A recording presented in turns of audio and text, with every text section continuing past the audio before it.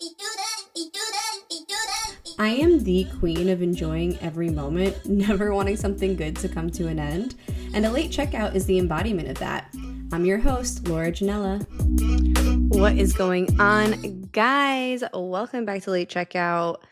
This week is what I'm going to call a very comfy update recap of an episode because I just got back from New Jersey / New York, and it was just such a great last half of the month of November. And I'm kind of just on the struggle bus right now, pushing through jet lag. I don't know how I'm surviving being wide awake from 3:30 in the morning till 6:30 in the morning, and then having to get up at like 7:30 to get the toddler up, to then be up with the toddler because he did not have daycare today. I'm like staring at my dog just napping her life away, and I've never been more jealous of anything in my life. Mama needs a nap. Mama needs a nap, but she also needs to record this epi because I want to recap everything that the last 2 weeks have been about, because it was just such an exciting 2.5 weeks. When I landed in Jersey, the following day was my launch day of my brand, and Late Checkout had its first full episode drop, which was insanely exciting. There was just something nice about being in the US, in my own stomping grounds, while having such a big milestone of a launch day for myself. Because most of my, my crew, my support, my village, the majority of them are Eastern Standard Time. So just having you guys there and being able to hear fresh off the press what you're thinking, and being in the same time zone, and just having everyone be excited for me. Like as soon as I woke up in the morning, it's like everybody was on the train to just really be my cheerleader and cheer me on. And it felt so good. I was insanely nervous building up to the day. I honestly need to put an entire other episode out just about launching a business / brand / podcast, any new venture, any creative venture, any entrepreneurial venture, because there are so many mixed emotions that come up along the way, especially leading up to the big day. And that is just like the start of it. It's not even like the end all be all. It is just the kickoff. And it was so exciting to be home for that and just be surrounded by love and support. I am insanely grateful for all of my friends and family, the texts and the reposts and the love and all of that coming in was just, it was amazing. I want to say thank you so much to everybody. I got to celebrate it with my husband that night. Me and Brian went out to eat, which was awesome because since we don't live in the States, like every time we see our friends out or our family out to like restaurants that we haven't been to yet, whether it be in Jersey or in Manhattan, we're constantly flagging them on Google Maps and just being like, okay, as soon as we get home, we're going to make reservations to all these places, which never necessarily happens because sometimes you end up going back to your favorite spots that you want to be able to re-enjoy. And also we spend a lot of time with family, so we're eating in, but we did get to venture out and try a place called the Butcher's Block down in Long Branch, and it was delicious. It was a really cozy / trendy steakhouse that I feel like everyone would talk about. I think in the summer, they're just completely booked out because, down the shore, everything is much more popular in the summer. And considering it was the middle of November, there was open reservations. So we just took advantage of the time. And oh my God, we indulged. It was so good. It was the perfect way to celebrate, and intentions set for my weeks and years to come with the Laura Janella brand and with Late Checkout. And it was just nice to celebrate with him one-on-one. I have to say, having 2.5 weeks in the States, it sounds like a long time, but it really isn't when you have all of your friends and family to see. Now having Leo come with us, our toddler, everybody wants to also see him, but then we also want to spend like adult time together. People want to come see him, visit him, but then it's like, let's go out to dinner. Let's, catch up and do like the friend thing. Because, when the kids are around, it's like a little different. Your attention's divided. You're not having that same kind of in-depth conversation with your friends, and it's just a different type of feeling. So our calendar the entire time was just so booked and so busy. which was delightful because in Switzerland, we're never like that. It's typically a lot more quiet. And I feel like I catch this high of a buzz when I'm home because I'm socializing, I'm with my friends, I go to Manhattan, I get my batteries recharged, like my social batteries, I'm laughing, I'm crying, I'm talking to everybody, and literally over the last month have caught every sickness that my son has brought home from daycare. Like, it's fall, it's the season. I anticipated it, but like about the week before we were leaving for Jersey, he caught another, kind of like upper respiratory mucusy situation. And I was like, bro, my immune system should be booming right now because I just got sick twice in a row. But nope, like the third or fourth day I was in the States, not only did I get sick, but I lost my voice completely for over a week, which is the last thing I want to be losing when I'm home, trying to catch up with friends, having dinners every night, talking in loud restaurants. Any of my friends know when we're together, it's just nonstop shutting. Like, we don't shut up. We just have a really great banter and catch up. And it was just such shitty timing to have lost my voice. I had to skip a couple meetups just to really listen to my body. Being pregnant, have to be a little bit more conservative about pushing myself. That was a tiny bit of the damper, but it was just a little bit ironic because I had just launched a podcast. I was trying to catch up with friends and my voice was gone. I've never lost my voice ever before. So this having been the first time during launch week and during my first week back, it was so shitty, but it's all right. I'm done bitching about it. We had fun anyway. And I want to tell you guys more about the restaurants that we tried. I spent quite a few days in New York, so I got to try a new spa. I got an amazing facial I want to share with you guys. We had time to fit in some date nights and just capitalize on my in-laws and grandparents being there, and completely leaned into having our village around, letting them just enjoy the quality time with Leo and taking care of him and giving him baths and being with him and feeding him because we do not get that here.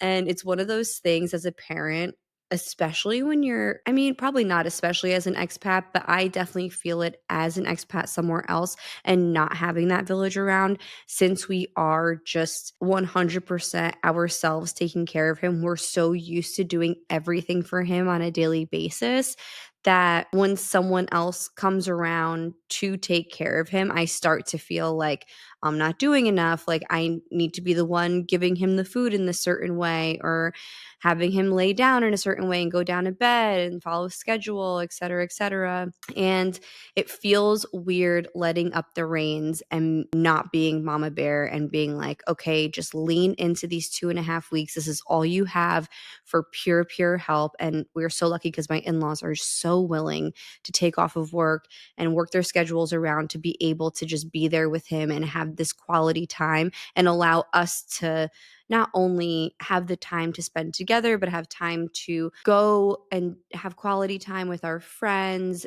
I was also working when I was in the States. So it was just really amazing having that system of people around us to lean on. We're almost just not used to that at this point because of being over here. I was able to sneak away for a couple of days and meet up with one of my besties, Chelsea, in the city. We had a 2-nighter little jumbo slumbo meetup in New York. She came in from Denver.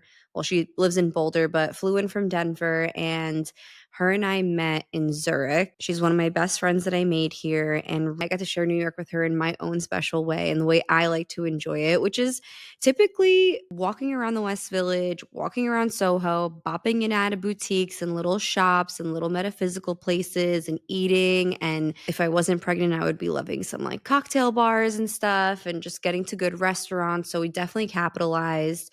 I was able to try a couple new places. Some I didn't love, some I absolutely did love. We tried Bubby's down in Tribeca for lunch one day. And I don't know what my expectation was for Bubby's, but I guess I was assuming definitely casual, but I don't I think because it was in Tribeca, like my head thought it was gonna be like upscale casual, if that makes any sense. Very casual. It was very like dinery, like diner-esque southern type of comfort food, but like not southern. I don't know what to even like how to express how it felt, but it was buzzy, it was busy. We had lunch there on a Friday, and I feel we made a reservation. Like I will say you definitely need a reservation, but Bubby's is definitely best known for its brunches and lunches, and we enjoyed a lunch. Even though I did, like, when I was looking around, I'm like, shit, I should have gotten pancakes. I should have just done the brunch thing. But when I go back, I'm going to lean into the brunch because everyone raves about their pancakes.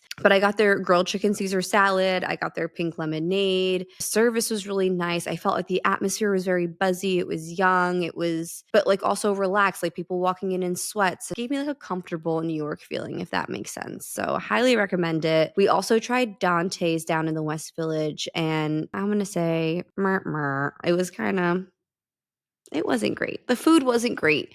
What I will say is that the cocktail list looked phenomenal. And I feel like if I were to go back, I would go for an apero and just have like a really good cocktail and like a little appetizer snack situation, because their bread was divine. But I don't know, there was something about their entrees that wasn't that great. I don't know if their lunch is better or what, but that was just my personal opinion. We also tried pop-up bagels, which, oh my God, it has so much hype around it. And I feel like when it comes down to places that everyone is buzzing about, you just never know. Is it actually going to be good, or is it the thing to like go eat and have? And I know this is something simple like bagels. Being born and raised in Jersey, this is going to be a hot take, but I feel like Jersey has better bagels than New York, like 1,000%, hands down. I feel like our bagel spots are more reliable. Like I can walk into any bagel shop in Jersey, and 90% of the time, I'm going to walk out very happy, very satisfied. I'm going to enjoy my bagel. And I feel like with bagel spots in New York, it's like a 50-50. It's a roll of the dice. It's like if I find one good bagel spot, I'll just keep going back to that one place because I can't trust just any random breakfast spot with bagels in it in New York. That might be a little biased just because I grew up around really fucking great bagels. If you come to New York and you're not from a place that has great bagels, probably every bagel is going to taste amazing. Anyway, pop-up bagels. I will eat my words. One of the best fucking bagels I've ever had in my life. It was so good. They serve them just whole. They're warm. They feel like they just came out of the oven, and they're fluffy.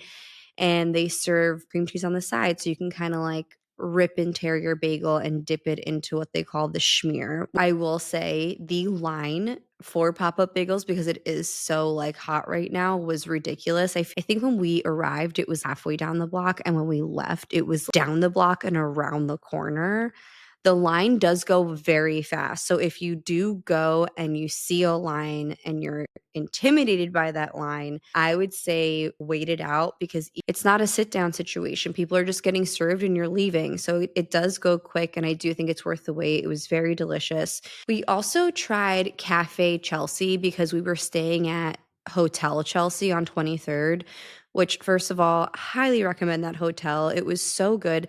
I realize now, having stayed in Manhattan, I haven't like rented a hotel in Manhattan in honestly like 5 or 6 years. It's so expensive. Even the shittiest hotels are ridiculously expensive right now, that splurging on Hotel Chelsea didn't even feel like that much more than what shitty hotels are costing you a night right now. And especially because I was splitting it with a friend, I would so recommend this hotel, especially if you want to be just in good access to train lines and be kind of in between Nomad, Chelsea, and the rooms themselves were just so special. They had this old school vintage vibe to them, but clean and fancy, so much character and charm. We were obsessed. Like when you walk in to the hotel itself, it's kind of dark and moody, but there's like a fireplace and people sitting around, and it was a vibe. It was a vibe. We loved it. And it's attached to Cafe Chelsea or Chelsea Cafe, whatever it's called. And we had actually popped in to eat right when we went to check in, and that was impromptu. We didn't plan it, and I am so happy we went over there. I would easily go back to that cafe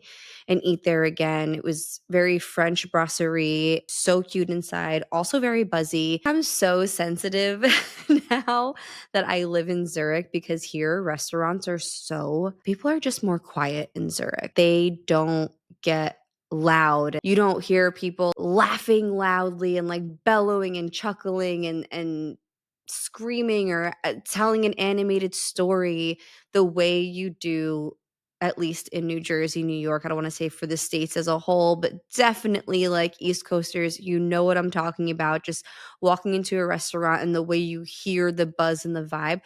You don't get that in Zurich. In Zurich, it's if you're making that kind of buzz and vibe, people are like, stop fucking up my dinner. Stop fucking up my dinner with all your energy. I'm trying to have a good meal. I'm trying to have a conversation. And I miss loudness so much that it was just amazing to be in New York and be around the restaurants, be around the scene, because everywhere we went just had that feeling, including we went to this Italian place in Nomad called Osteria Isabella. Went there on a Friday night. It was a great place. I had never heard of it before, but I was actually dying to get into the corner store restaurant, which is absolutely fucking impossible. And I wanted to also get into Don Angie. I've eaten at Don Angie before and I loved it. And I really wanted to show my friend just how good it is. And I keep seeing buzz about the corner store. And if anyone knows how the F to get a reservation at the corner store, can you please DM me? Because it was impossible. I hate using the Resi app. I hate this idea that like reservations open up a week before on this app. And if you're not in the app at the second that these tables are released, you will not get a table. It feels like I'm purchasing concert tickets. It gives me anxiety. But I was doing it. I was trying for like the few days the week before to just get us like a Thursday or Friday or whatever. But I've been hearing from everybody it's impossible to get in.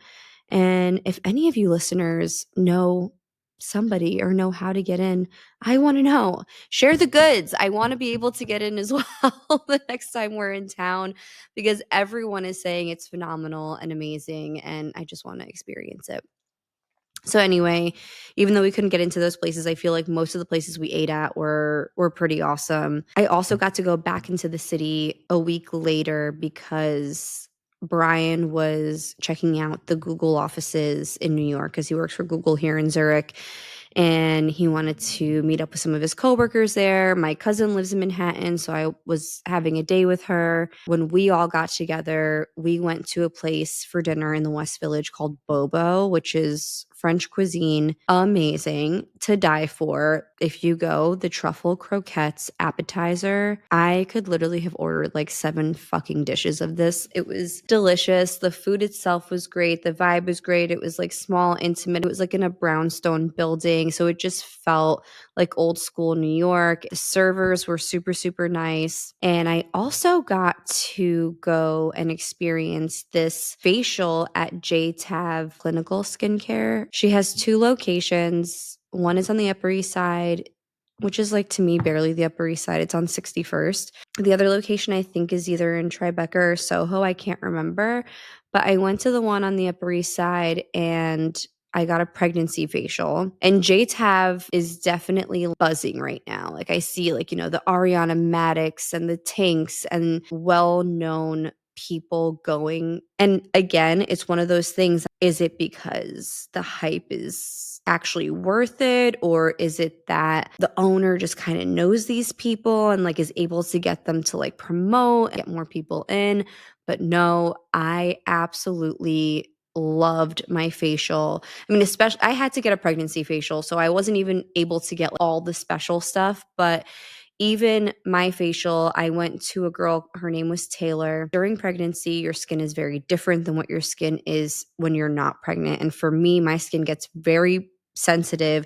As soon as you touch it, it gets very red. So I can't have things like extractions and super invasive things. I need calming, soothing, massaging, and having the inability to obviously get Botox or anything like that. Right now, I definitely wanted some like lifting massages, and she did just that for me. I also got the add-on for the Cool Lift, which is like a 45-minute mask that she lays on my face. But essentially, it plumps your skin, it gets oxygen into your skin, and it's a great mask if you have a event to go to that week. Makeup that week is going on like butter. I feel like my skin was glowy in the morning, even after a night of going to sleep super late and being extra tired. The facial was phenomenal. I am not getting paid for an ad like this. I am just giving you my genuine advice.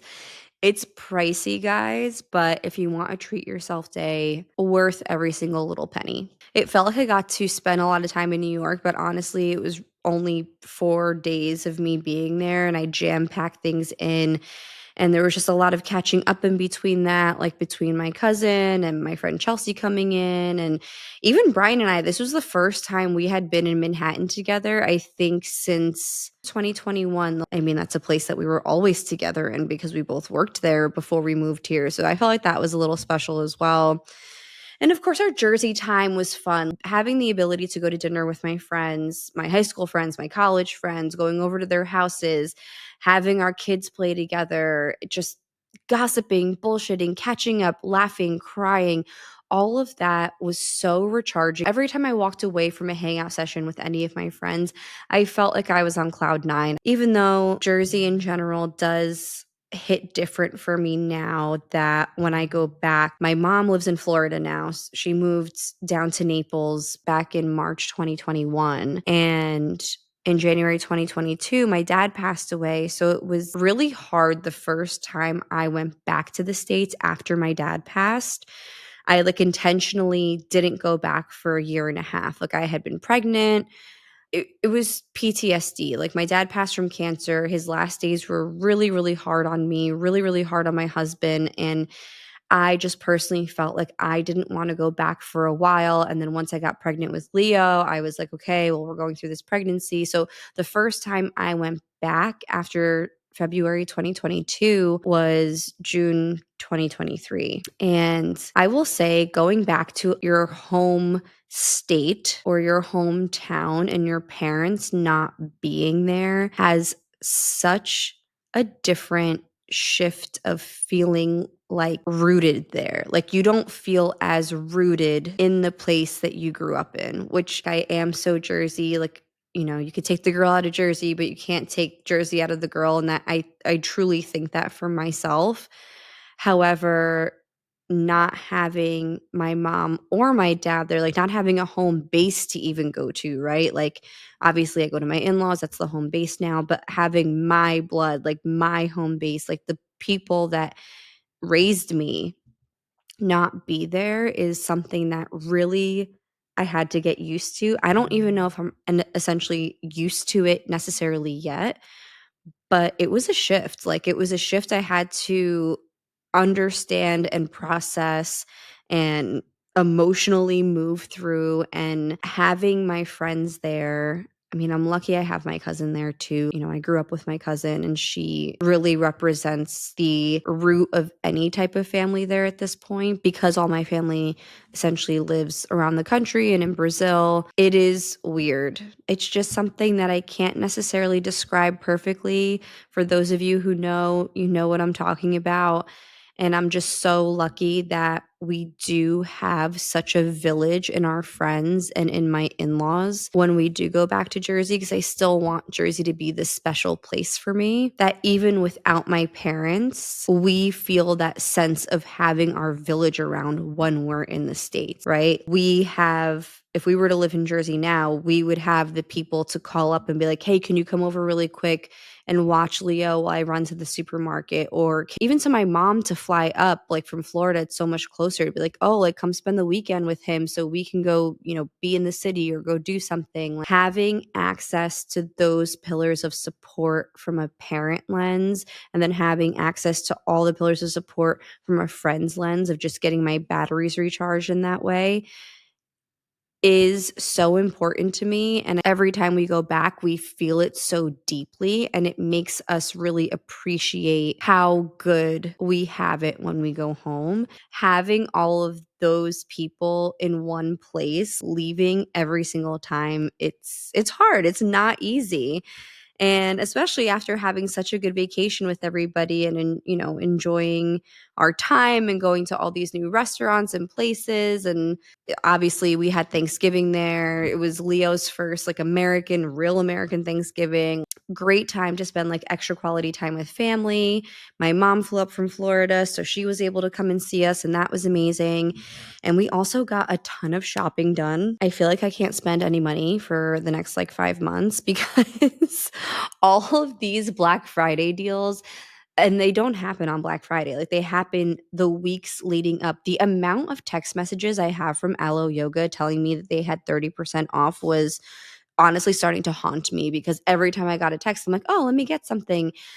I am such a sucker for Aloe. This is not a plug. This is not an ad. This is just personal Laura problem, shopping issue. I love Aloe for athleisure, comfortable, not bummy looking wear.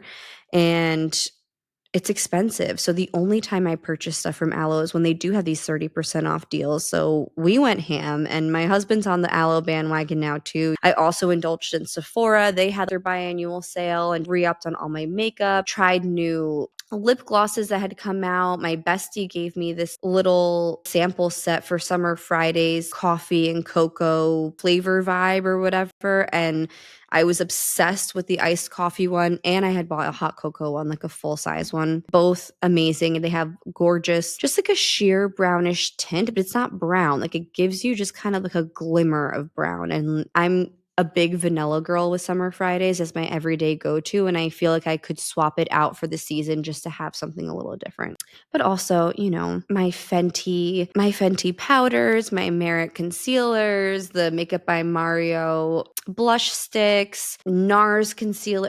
I went off. I went off on these sales. I also went and bit the bullet and bought myself an LED red light mask, but I'm not going to use it till after I'm done with pregnancy. But they had such a good discount that I needed to have it. And I feel like with this mid 30s skin, I just can't escape not having a proper LED light mask anymore. So those are some of the things I indulged in.